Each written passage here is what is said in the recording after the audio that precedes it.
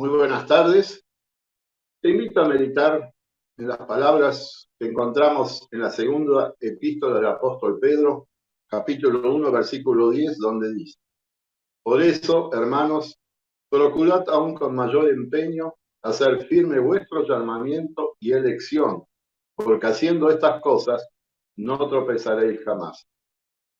En una primera lectura nos parece que Pedro habla sobre el llamado a ser sus hijos y sobre nuestra elección de abrazarnos a la religión cristiana.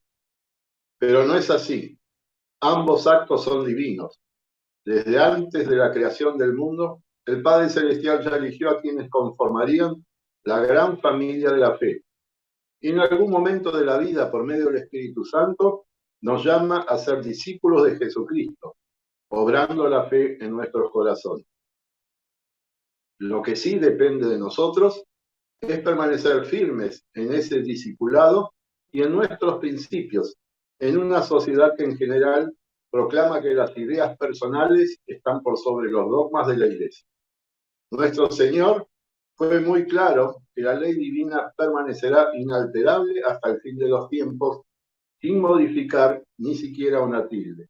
Por lo tanto, debemos seguir obedeciendo los mandamientos y las normas morales reveladas en las Escrituras, para que no tropecemos, como lo pide el apóstol en este texto. Tropezamos cuando no evitamos las zancadillas que nos coloca el diablo para que quebremos esos mandamientos. Lo hace disfrazando las consecuencias del pecado, o aprovechando que el creyente ignora alguno de los decretos divinos, o tentando específicamente el lado débil de cada cristiano. Ya anciano, Pedro, con toda su experiencia de tantos años predicando y enseñando, escribió: Por eso les seguiré recordando siempre todo esto, aun cuando ya lo saben y permanecen firmes en la verdad que les han enseñado. Mientras yo viva, creo que estoy en el deber de llamarles la atención con estos consejos. Ya en esos días entraron en la primera iglesia hombres que enseñaban doctrinas falsas, como que Cristo no había sido verdadero hombre. De la misma manera, a lo largo de los siglos se introdujeron enseñanzas muy contrarias al Evangelio, como que la salvación no es solo por fe, sino que son imprescindibles las buenas obras para lograr entrar al cielo. Hoy en día hay iglesias que siguen enseñando que es necesaria la colaboración del creyente para llegar a la fe, y después también es necesario hacer méritos para recibir la vida eterna. Así como Pedro afirmaba que sabía que sus lectores conocían las enseñanzas apostólicas, igual les seguía aconsejando. Pero para que esas amonestaciones surtieran efecto, los miembros de las iglesias debían leer sus epístolas y meditar en ellos. Vos también conocés la palabra de Dios, pero es imprescindible que la vuelvas a leer regularmente y meditar para descubrir qué te está diciendo el Señor. Porque cambian las modas, las costumbres, las formas de relacionarse, la educación de los niños y de los adolescentes. Se aprueban leyes civiles que legalizan conductas antibíblicas, se relativiza el concepto de autoridad y se ignoran las normas morales y éticas. Todo esto nos presenta grandes desafíos de elegir siempre las respuestas correctas y las conductas apropiadas. Más cuando los medios de comunicación y las redes sociales nos inundan con información muy sesgada, muchas veces anticristiana y otras con dudosa veracidad. Nunca en la historia fue fácil vivir según la voluntad de nuestro Padre en los cielos, pero Él promete que si no nos apartamos de su lado y si escuchamos la voz del Espíritu Santo, lograremos hacerlo, con la seguridad que cuando nos equivoquemos, seremos perdonados. El discipulado al que fuimos llamados implica también ocuparnos del prójimo, no solamente de nosotros. En los versículos previos a los leídos recién, Pedro hace una lista de las virtudes que los cristianos han de cultivar y poner en práctica, y agrega: porque estas cualidades, si abundan en ustedes, les harán crecer en el conocimiento de nuestro Señor Jesucristo y evitarán que sean inútiles e improductivos.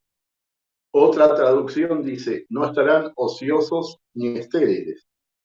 El apóstol quería que ningún creyente que haya conocido a Jesús haya sido en vano. A todos Dios nos llama a cumplir una misión aquí en esta tierra. A algunos hombres y mujeres les encarga una dedicación total al trabajo del reino del Señor aquí en la tierra. Pensemos solo en dos de los muchísimos ejemplos bíblicos. Por ejemplo, repasemos el llamado a Jeremías. Dice, la palabra del Señor vino a mí. Antes de formarte en el vientre ya te había elegido. Antes de que nacieras ya te había apartado. Te había nombrado profeta para las naciones. Yo le respondí, Señor mi Dios, soy muy joven y no sé hablar. Pero el Señor me dijo, no digas, soy muy joven, porque vas a ir donde quiera que yo te envíe y vas a decir todo lo que yo te ordene. No le temas a nadie, que yo estoy contigo para librarte, lo afirma el Señor. El otro ejemplo que quiero mencionarles es el del mismo apóstol Pedro y su hermano. Dice así en el Evangelio de Mateo.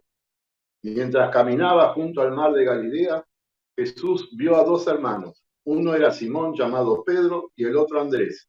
Estaban echando la red al lago, pues eran pescadores. Vengan, síganme, le dijo Jesús, y los haré pescadores de hombres. Al instante dejaron las redes y los siguieron.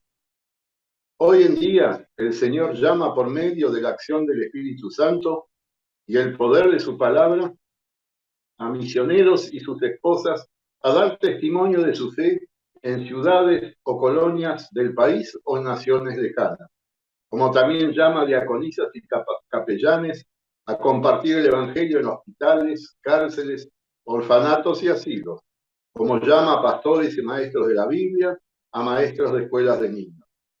Pero a todos nos llama a ser ejemplo en vivir según las normas dictadas por el Creador, mostrando que no lo hacemos por obligación, sino por gratitud por todas sus bendiciones. Es necesario estar convencidos de que si somos honestos, solidarios, generosos, decentes, respetuosos, amables y firmes en los principios que confesamos, las personas con las que convivimos lo notarán y en algunas producirán un cambio. Cuando Jesús invitaba a ser una luz para el mundo, no hablaba simbólicamente, sino que, gracias a las millones de lucecitas que cada día alumbran, hay corazones que se abren y el Espíritu Santo crea en ellos la fe. Más aún si acompañamos nuestras conductas con un testimonio oral, es decir, que cuando tenemos la oportunidad, simplemente manifestamos la razón de nuestra esperanza y nuestro gozo pese a las dificultades diarias. El apóstol agrega una promesa en este mismo pasaje de 2 Pedro.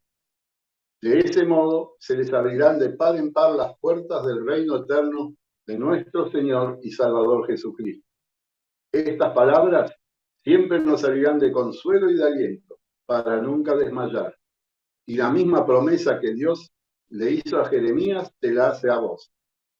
No tengas miedo, que yo estoy contigo. Que así sea. Amén. Oremos. Misericordioso Señor, te damos gracias porque nos elegiste y nos llamaste a servirte, que por medio del bautismo nos integraste a la familia de la fe. Perdónanos nuestras faltas y ayúdanos a nunca desmayar en nuestra lucha contra las tentaciones del mundo y nuestras propias debilidades. Te rogamos por nuestro país a fin de que ilumines a quienes tienen responsabilidades de gobernar, encuentren los caminos para salir de esta crisis social y de aumento de tensiones y agresiones. Concédenos paciencia y confianza en tu divina providencia en los momentos de dificultades o enfermedad. Quita de nuestras mentes temores y angustias a fin de que podamos disfrutar los días buenos y los beneficios que a diario nos concedes. Anímanos a reunirnos regularmente para adorarte y alabarte, así también para recibir el cuerpo y la sangre de tu Hijo y junto a nuestras hermanas y hermanas elevarte en nuestras oraciones. Te lo pedimos en el nombre de Jesucristo, nuestro Señor y Salvador. Amén. Que la misericordia, el amor y la paz del Dios Trino y Uno sean contigo hoy y siempre. Amén. Muchas gracias.